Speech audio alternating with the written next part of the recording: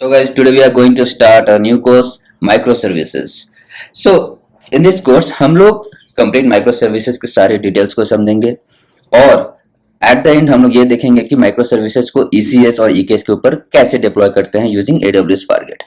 तो सबसे पहले हम लोग ये समझ लेते हैं कि monolithic application क्या होता है और क्यों हम लोग monolithic से microservices पे move किए.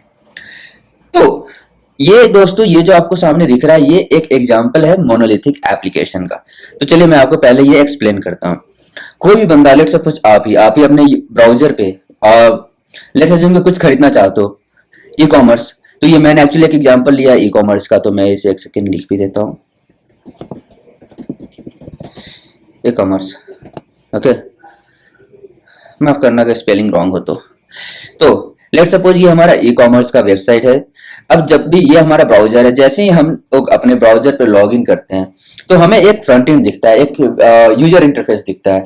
तो वो लेट्स सपोज कि ये हमारा यूजर इंटरफेस है। Now if you want to look at your orders, और अगर आप कुछ प्रोडक्ट को खरीदना चाहते हो तो आप क्या करोगे, उसे जैसे क्लिक करोगे वो क्या होता है, वो रिक्वेस्ट आपको HTTPS के थ्रू ऐसे आएगा बैकएंड पे, और बैकएंड पे आपका कंप्लीट बिजनेस लॉजिक लिखा हुआ है। लाइक लेट्स अज्यूम कि ये हमारा फ्लास्क एप्लीकेशन है। तो फ्लास्क एप्लीकेशन में हम लोगों ने पांचों के पांचों functionalities as you can see, सारे फंक्शनैलिटीज हम लोगों ने सेम ही कोड में दे रखा है। Orders, cart, products, by. एक हमने सिंगल फ्लास्क एप्लीकेशन का कोड लिखा जिसके अंदर हमने सारे के सारे जो भी फंक्शनैलिटीज हैं हमारे ई कॉमर्स के, वो सारे फंक्शनैलिटीज के कोड को हमने सिंगल फ्लास्क एप्लीकेशन के फाइल में लिख रखा है। और जब इस बैकएंड को, इस बिजनेस लॉजिक को जब अपने डेटाबेस से कम्युनिकेशन एस्टेब्लिश करना होता है तो वो क्या करेगा, आपका डायरेक्टली वो कनेक्टेड होता है। तो यहाँ पे क्या हो गया, लेट्स सपोज ऑर्डर्स को कोई डेटा चाहिए या फिर कोई डेटा, ऑर्डर्स क्या करता है, आपका जो भी ऑर्डर्स है वो फेच करता है। जो डेटा होगा कहाँ होगा, डेटाबेस पे स्टोर होगा। तो जैसे ही आप माई ऑर्डर्स पे क्लिक करोगे ये जो ऑर्डर्स वाला फंक्शनैलिटी है ये एग्जीक्यूट होगा और ये डेटा फेच करेगा आपको डेटाबेस से और आपको शो करेगा आपका जो भी ऑर्डर है। वही सेम अगर आप कार्ट्स में क्या क्या एडेड है वो देखना चाहते हो, जैसे आप कार्ट पे क्लिक करते हो ऑटोमेटिकली ये वाला जो फंक्शन है ये एग्जीक्यूट होता है और ये फंक्शन भी आपको सेम डेटाबेस पे जाएगा। आपका जो भी प्रोडक्ट आपने कार्ट में ऐड कर रखा होगा वो फेच करेगा, वो आपको शो करेगा। Same happens with product, same thing happens with the by.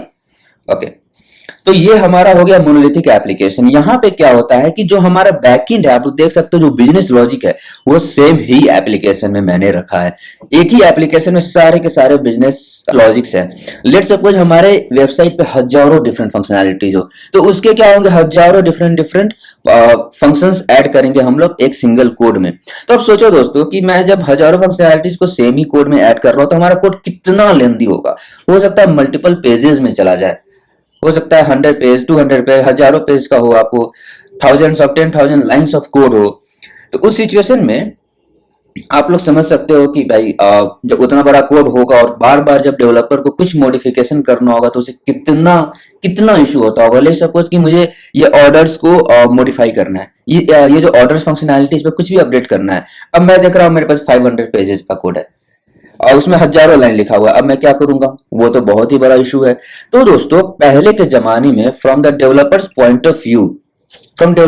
Of view ये जो मोनोलिथिक एप्लीकेशंस थे ना, इसके कुछ डिसएडवांटेजेस भी थे। तो पहले उन्हें हम लोग देख लेते हैं। पहला डिसएडवांटेज क्या था, लेंदी कोड होता था। अब लेंदी कोड का क्या डिसएडवांटेज था, कोड जो भी आपको अपडेट करना होता था ना, जैसे सपोज आप कोई फंक्शनैलिटीज को अपडेट कर रहे हो तो वो क्या होता था, वो बहुत ही ज्यादा टाइम टेकिंग होता था। बिकॉज आपको बहुत सारा कोड को गो थ्रू करना है और एक बार आप कोड को मॉडिफाई किया है। और अब यहाँ पे एक और बहुत बड़ा इशू था कि आप कुछ भी मॉडिफाई करना हो अपने बिजनेस लॉजिक में, कुछ भी, तो आपको क्या करना होता था, मेन कोड को टच करना होता था। इसी मेन कोड के अंदर ही सारे के सारे फंक्शनैलिटीज है। तो ऐसा नहीं कि अगर आपको कोई ऐसा फंक्शनैलिटी अपडेट करना हो तो आप एप्लीकेशन को टच करोगे नहीं, आपको एप्लीकेशन टच करना ही है।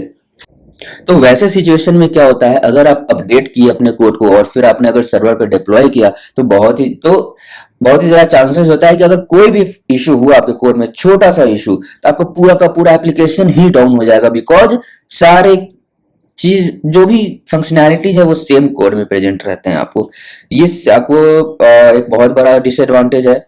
नाउ जब भी आप अपने कोड को अपडेट किया अपडेट करने के बाद जब आप डिप्लॉय करते हैं तो बहुत सारा ऐसा भी एप्लीकेशन होता है ना जो कि रिबूट मांगता है आपको, जो कि जब भी आप एक बार एप्लीकेशन अपडेट करके डिप्लॉय करते हो तो वो एटलीस्ट एक बार रीस्टार्ट जरूर मांगता है।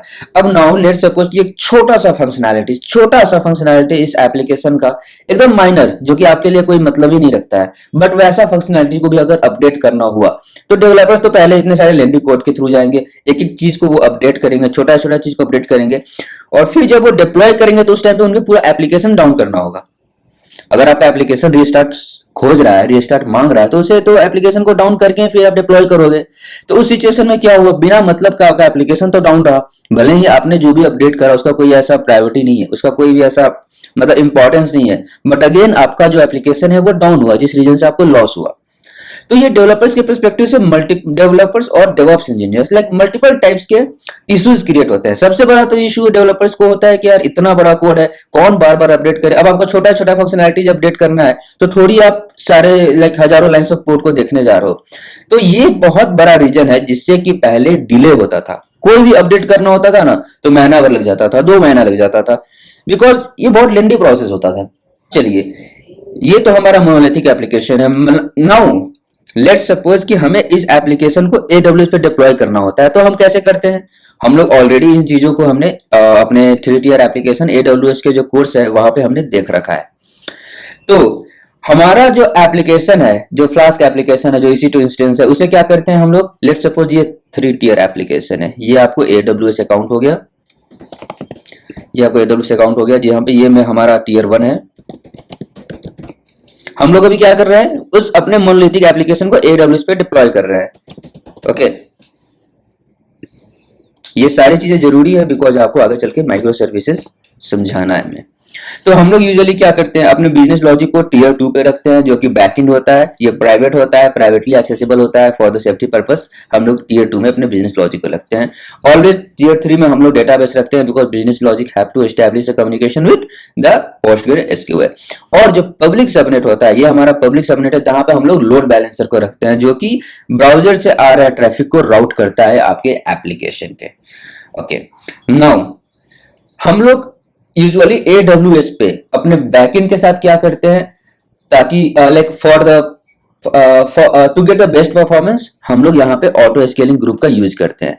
तो ऑटो स्केलिंग ग्रुप का यूज करते हैं तो उसका बेनिफिट क्या होता है, हम लोग जब भी आपका जो ट्रैफिक है वो इंक्रीज करता है तो ये जो EC2 इंस्टेंस है जिसपे सारे के सारे फंक्शनैलिटीज रन कर रहे हैं, सेम बिजनेस लॉजिक रन कर रहा है, वो कंप्लीट सर्वर क्या होगा, स्केल कर जाता है ऑटो स्केलिंग की हेल्प से। तो इतना तो दोस्तों आपको समझ में आ रहा होगा कि मैं क्या बोल रहा हूं। अब यहां पे अब आप लोग ये सोच रहे होंगे कि मैं क्यों बोल रहा हूं कि भाई मोनोलिथिक एप्लीकेशन से आपको माइक्रो सर्विसेज मूव करना चाहिए, क्यों आज के डेट में माइक्रो सर्विसेज इतना फेमस है, जबकि हमें जो भी चीज चाहिए वो सब कुछ मोनोलिथ दे रहा है। वो तो मैंने जो डिसएडवांटेज बताया वो तो डेवलपर पर्सपेक्टिव से था, but what about infrastructure perspective. ये हमारा इंफ्रास्ट्रक्चर तो परफेक्ट काम कर रहा है, हमें कोई इशू तो दिख नहीं रहा है, आपको जब भी जरूरत है वो ऑटोमेटिकली स्केल भी कर रहा है आपके सर्वर को। तो इन दैट सिचुएशन चलिए मैं आपको अब ये बताता हूं कि इंफ्रास्ट्रक्चर पर्सपेक्टिव से क्या डिसएडवांटेजेस है। लेट्स सपोज कि ये जो EC2 इंस्टेंस है ना, चलिए पहले मैं इसका कॉन्फ़िगरेशन यहां डाल देता हूं, 4 vCore CPU और मैं इधर डाल देता हूं 16 GB। सिंस इतने सारे फंक्शनैलिटीज है तो हमें एटलीस्ट ये क्या कहता हूं, इस कॉन्फ़िगरेशन का EC2 इंस्टेंस तो लॉन्च करना ही होगा। और सिंस ये ऑटो स्केल कर रहा है तो सेम ही साइज का सर्वर, सेम ही कॉन्फ़िगरेशन का सर्वर ये सेकंड वाला भी होगा। आई होप कि आप लोग को ऑटो स्केलिंग का कंसेप्ट अच्छे से पता होगा। नाउ एज्यूम कीजिए कि पहला तो ये चारों के चारों जो सर्विस है ये सारे लाइक जो भी रैम है या CPU है उसे कंज्यूम कर रहे हैं, उसके बाद ही हमारा जो ऑटो स्केलिंग ग्रुप है वो स्केल कर पा रहा है हमारे EC2 इंस्टेंस को।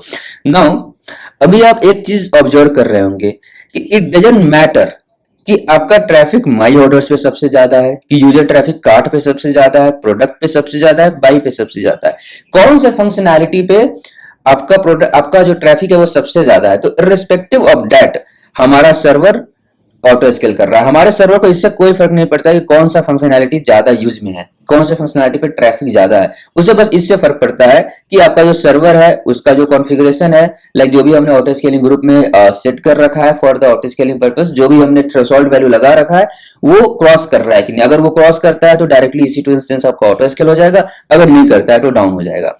नाउ लेट्स एज्यूम कि ये जो कार्ट है ना, इस पे हमारा बहुत ही एकदम हाई ट्रैफिक है, high traffic, like 20,000 people are accessing cart, but जो माई ऑर्डर्स है उसे कोई बंदा एक्सेस नहीं कर रहा है। प्रोडक्ट को थोड़ा कुछ लोग एक्सेस कर पा रहे हैं, बाइक को कुछ लोग एक्सेस कर रहे हैं, लाइक 200-500-1000 ऐसे लोग, ऐसे ट्रैफिक है बाकी सारे फंक्शनैलिटी पर, बट कार्ट पे क्या है पर 20,000 ट्रैफिक है। तो उस सिचुएशन आपका ट्रैफिक तो बढ़ गया, जैसे ट्रैफिक बढ़ा आपका जो सर्वर है ऑटो स्केल तो कर गया, बट सिंस हमारे ओनली कार्ट पे, ये जो आपको कार्ट दिख रहा है, सिंस ओनली कार्ट पे ही सिंस ओनली कार्ट पे ही ज्यादा ट्रैफिक है, तो दोस्तों आप ये बताओ कि बाकी चीजों को जब मैंने स्केल कर दिया, जो ऑटो स्केलिंग ग्रुप ने स्केल किया, उससे बाकी के फंक्शनैलिटी को क्या फायदा हुआ? कुछ नहीं। यहां पे आप क्या कर रहे हो, यहां पे हमें स्केल करना था ओनली कार्ट, क्योंकि कार्ट पे ट्रैफिक ज्यादा था, बाकी पर ट्रैफिक नहीं था। बट यहाँ क्या हो रहा है, फालतू का बाकी का जो फंक्शनैलिटी है ना, वो भी ऑटो स्केल कर जा रहा है। तो this is the one of the biggest issue with monolith application. आप लोग सोच रहे होंगे तो उससे फर्क ही क्या पड़ा। अगर आपको मेरा वीडियो अच्छा लग रहा है तो प्लीज इसे लाइक कर दीजिए, और अगर आपने अभी तक मेरे चैनल को सब्सक्राइब नहीं किया है तो प्लीज इसे सब्सक्राइब कर दीजिए। देखिए यहाँ पे सबसे बड़ा इशू पता है इंफ्रा लेवल पे क्या होता है आपको, ये जो मेमोरीज आपको असाइंड है ना, उस रीजन से जो कॉस्ट आपका आ रहा है वो सब बहुत इफेक्ट करता है। तो लेट्स एज्यूम कि ये हमारा एप्लीकेशन था, ये मोनोलिथिक एप्लीकेशन था। क्या होता कि ये सारे फंक्शनैलिटीज अलग अलग होते, जैसे कि एक आपका ये हो गया, ये अलग फंक्शनैलिटीज हो गए। चलिए मैं पहले सारे के सारे फंक्शनैलिटीज को अलग कर देता हूं। चलिए तो मान लीजिए कि ये जो फंक्शनैलिटीज था वो एक कोड के बजाय अलग अलग कोड पे हो, सब कुछ अलग अलग कोड लिखा हुआ हो सारे के सारे फंक्शनैलिटीज को। और ये तो और बात, इसके अलावे ये सारे फंक्शनैलिटीज को हम लोग अलग सर्वर पे ही रन कर दे। Let's suppose same EC2 instance पे ना रख के अलग अलग सर्वर पे रख दे। सिंस हम लोग जब सारे फंक्शनैलिटीज को एक ही सर्वर पे रखे हुए थे, उस टाइम पे हम लोग क्या कर रहे थे, हम लोगों का जो EC2 इंस्टेंस का जो हमने कॉन्फ़िगरेशन यूज करा था वो बहुत ही हाई था, लाइक 4 कोर CPU दिया था हमने और 16 GB रैम दिया था।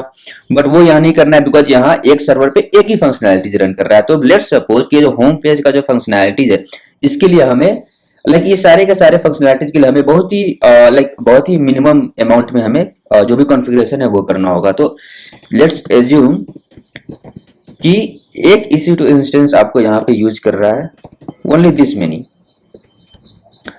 1 CPU और 2 रैम। ओके तो सारे के सारे फंक्शनैलिटी को 1 CPU और 2 GB रैम असाइन किए गए हैं। अब पुराने वाले आर्किटेक्चर और इस वाले आर्किटेक्चर में क्या डिफरेंस है? पुराने वाले आर्किटेक्चर में क्या था कि it doesn't matter on which functionalities your traffic is getting increased, कौन से फंक्शनैलिटीज पे आपका ट्रैफिक इंक्रीज हो रहा है जिससे कि ये जो सर्वर ऑटो स्केल हो रहा है, ये तो हमें समझ में ही नहीं आ रहा है।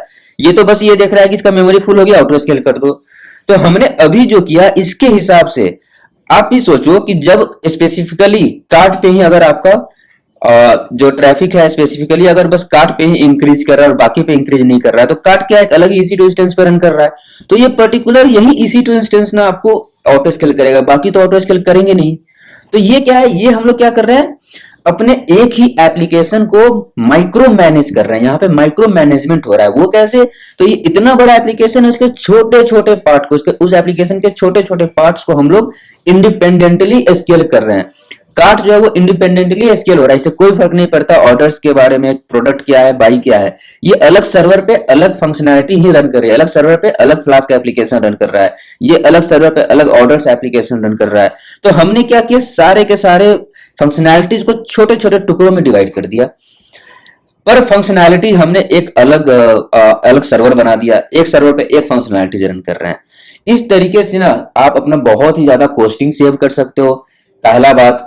सेकंड बात आपको क्या होगा कि अब सिंस आपका जो एप्लीकेशन है वो मल्टीपल पार्ट्स में डिवाइड हो चुका है। तो अब डेवलपर्स को कुछ भी, कोई भी एप्लीकेशन को मॉडिफाई करने के लिए ना, उसे thousands of lines of code से नहीं जाना होगा, उसे हजारों हजार पेजेस ऑफ लाइंस को नहीं देखना होगा। तो ये सबसे बड़ा बेनिफिट है इस टाइप के आर्किटेक्चर में। और इसी टाइप के आर्किटेक्चर को हम लोग कहते हैं माइक्रो सर्विसेज, जहां पे ये जो मोनोलिथिक एप्लीकेशन था, ये एक, हमने क्या किया, अपने एप्लीकेशन के सारे फंक्शनैलिटी को as a single service run किया है। ये क्या है, एज अ सिंगल सर्विस हमने इसे EC2 इंस्टेंस पे रन कर दिया था। तो आपने इश्यूज देखा कि क्या आते हैं। नाउ जब हम लोगों ने उसी सिंगल सर्विसेज को मल्टीपल सर्विसेज में, मींस मल्टीपल फंक्शनैलिटीज में जब हमने डिवाइड कर दिया गया, तो अब आप देख रहे हो कि इसका बेनिफिट क्या है। सबसे पहला बेनिफिट क्या है, चलिए मैं सारे बेनिफिट्स को लिख देता हूं, लेंदी क्यों नहीं है, बिकॉज अब हमारे पास सारे फंक्शनैलिटीज को हम लोगों ने अलग अलग ब्रेक कर दिया। अब लेट्स से मुझे प्रोडक्ट को अपडेट करना है, जो डेवलपर है वो सोच रहा है वो प्रोडक्ट एप्लीकेशन को अपडेट करे, प्रोडक्ट सर्विस को अपडेट करे, तो उससे कोई फर्क नहीं पड़ता बाकी का सर्विस क्या है क्या नहीं, वो डायरेक्ट प्रोडक्ट के अंदर जाएगा, मॉडिफिकेशन किया, काम खत्म।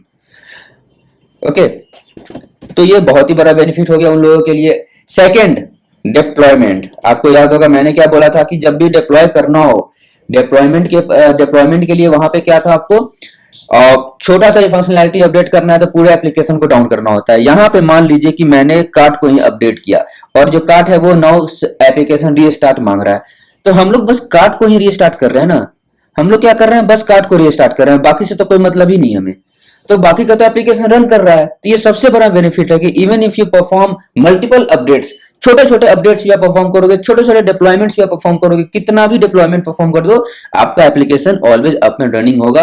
बिकॉज डाउन होना है तो बस एक ही डाउन होगा ना, एक ही फंक्शनैलिटी डाउन होगा। लेट सपोज कार्ट डाउन हो गया तो बस आपका ये कार्ट वाला सेक्शन यहाँ काम नहीं करेगा, बाकी सारी चीजें तो काम करेंगी। तो ये बहुत बड़ा बेनिफिट है माइक्रो मैनेजमेंट में, आपका बहुत बड़ा लॉस बच रहा है आपको। ये चीजें हो गई। अब आते हैं स्केलिंग पे।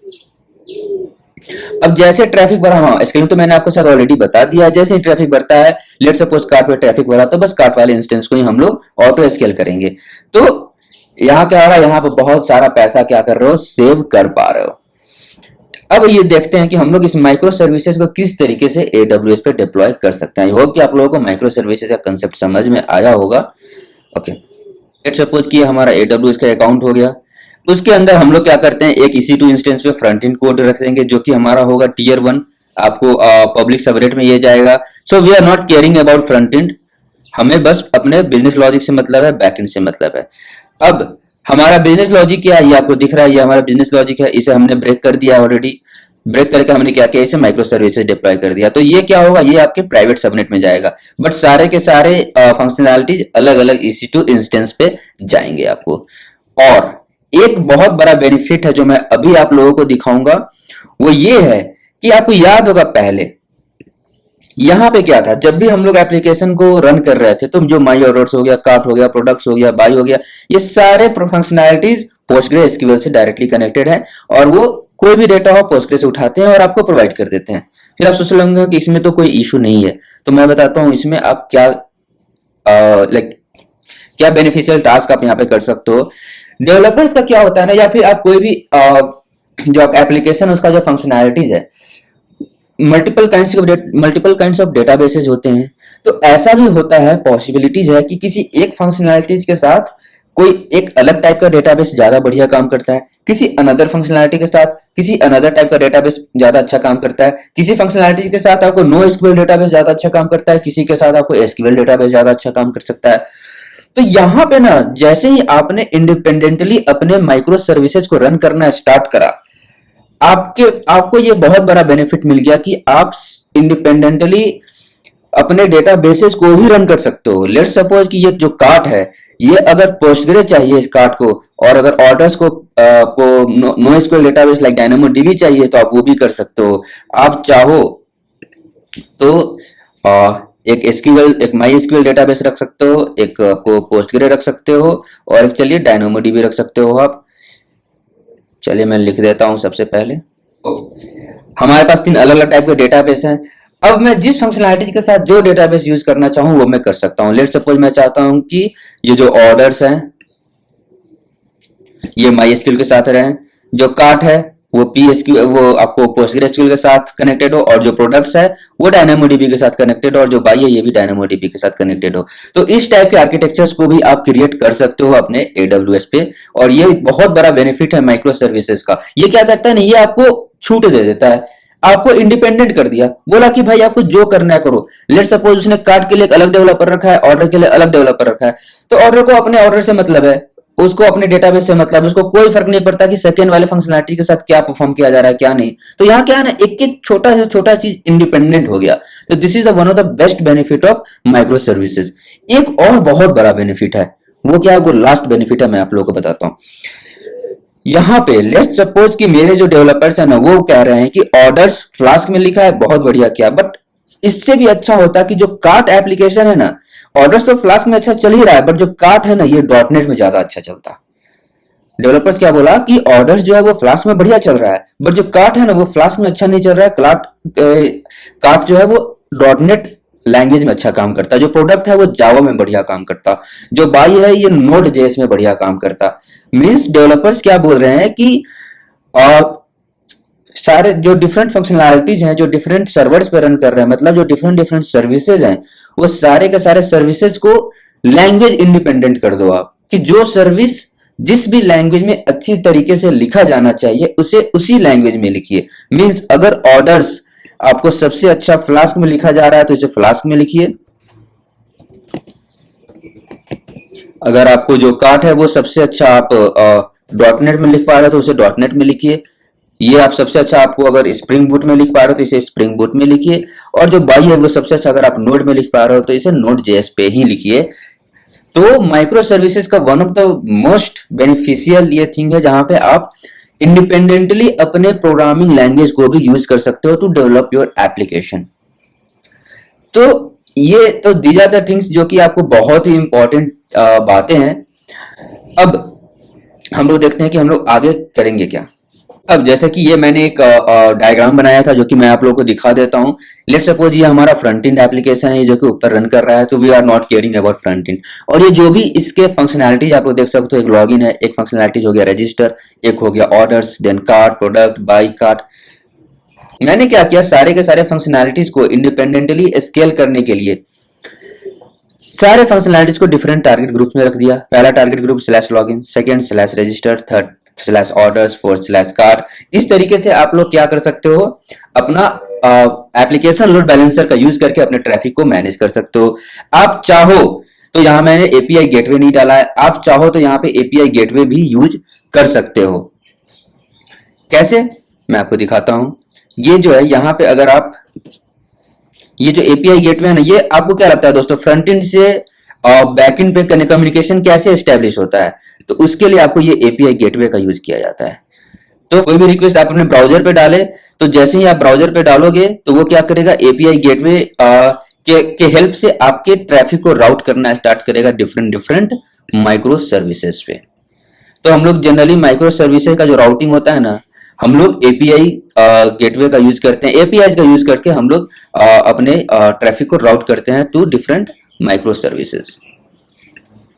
तो इस तरीके से ये काम करता है। चीज मैं आपको यहाँ बता रहा था, यहाँ पे भी आप, मैंने तो फिलहाल एलवी डाला, आप चाहो तो एपीआई गेटवे डाल सकते हो, और एपीआई का ही, और like that is the recommended approach, जहाँ पे आप एपीआई गेटवे का यूज करते हो और मल्टीपल माइक्रो सर्विसेज से टॉक करते हो, कम्युनिकेशन एस्टेब्लिश करते हो। और दोस्तों माइक्रो सर्विसेज एपीआई के कंसेप्ट पे ही काम करता है, उसमें जो भी कम्युनिकेशंस होते हैं वो सारे कम्युनिकेशंस बाय यूजिंग एपीआई ही होते हैं। तो अब हम लोग ये देखते हैं कि आगे चल के हम लोग करेंगे क्या। हम लोग क्या करने वाले हैं, हमारा जो फ्रंट एंड एप्लीकेशन होगा उसे हम लोग रन करने वाले हैं अपने EC2 इंस्टेंस पे। नेक्स्ट हमारा जो बैक एंड होगा ना, उसे हम लोग रन करने वाले हैं AWS फारगेट पे। फिलहाल हम लोग ECS देखने वाले हैं, और once we will be done with the ECS then we will move towards EKS। तो यहाँ पे जो मैंने एलबी शो किया है, इसके अलावा मैं आपको एपीआई का भी यूज करूंगा to establish a communication between front end and your business logics. और सारे फंक्शनैलिटीज आप लोग देख सकते हो, हमने क्या किया है, सेपरेट डेटाबेस रखा है जिस फंक्शनैलिटी के साथ, यहाँ पे फंक्शनैलिटीज को मैं सर्विस कह रहा हूं, तो अब जिस भी सर्विस के साथ जो भी डेटाबेस बेटर हो, वो सारे के सारे डेटाबेस आप यूज कर सकते हो, रन कर सकते हो। एक और चीज दोस्तों, मैंने आपको यहाँ क्या दिखाया, कि ये फंक्शनैलिटीज मैंने EC2 पे रन करा है, ये फंक्शनैलिटीज EC2 पे रन कर रहा है, ये सारे फंक्शनैलिटीज EC2 पे रन कर रहे हैं। क्या होता कि ये EC2 पे रन ना करके मैं ये सारे फंक्शनैलिटीज को सेपरेट करने के लिए डॉकर कंटेनर का यूज कर लेता।